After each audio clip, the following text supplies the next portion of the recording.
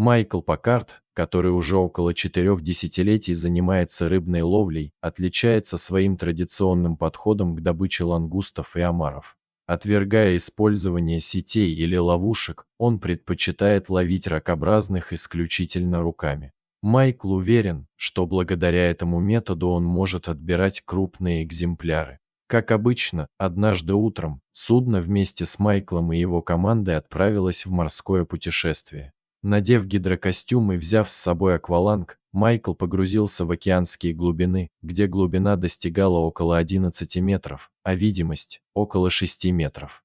Исследуя дно в поисках лангустов, Майкл внезапно ощутил мощный толчок, после чего его окружила полная темнота. Вначале он не мог понять, что произошло, но осознав ситуацию, Майкл был потрясен. Он оказался во рту огромного морского существа и, что хуже всего, в результате столкновения он потерял дыхательную трубку. В абсолютной темноте ему удалось нащупать шланг, и Майкл смог дышать. Мужчина был полностью зажат и мог двигать только руками. Пощупав поверхность вокруг, он с облегчением понял, что это не акула, зубов не было ощущаться. Так Майкл понял, что его заглотил кит. Майкл начал надеяться на спасение, поняв, где он находится.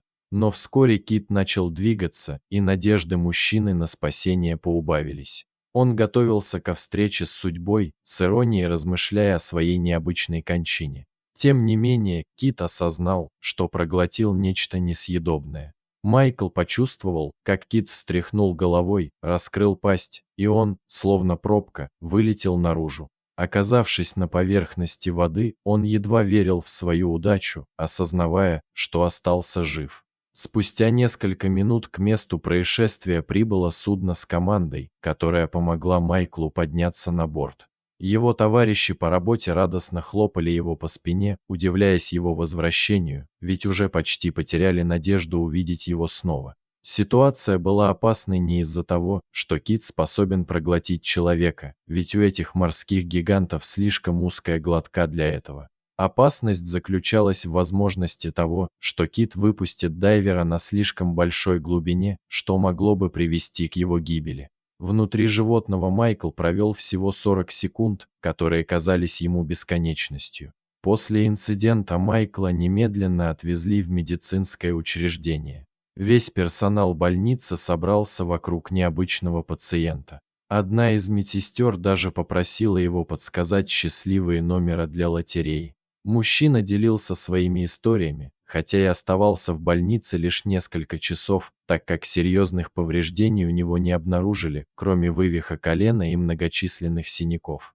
Тем не менее, Майкл не намерен отказываться от своей профессии, несмотря на возражения своей жены.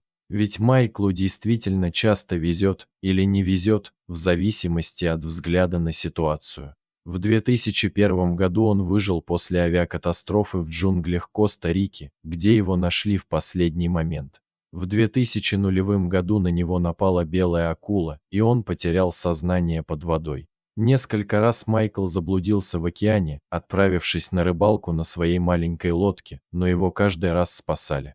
В отличие от этого случая, когда кит стал причиной испуга для местных жителей Индонезии. Жена Майкла уверена, что когда-нибудь его удача иссякнет, и он может погибнуть, но мужчина лишь смеется в ответ на ее предостережение. А что думаете вы, это случайное везение или просто судьба? Оставляйте свои комментарии. Спасибо за просмотр, ставьте лайки, подписывайтесь на канал, а мы и дальше будем радовать вас невероятными историями о животных.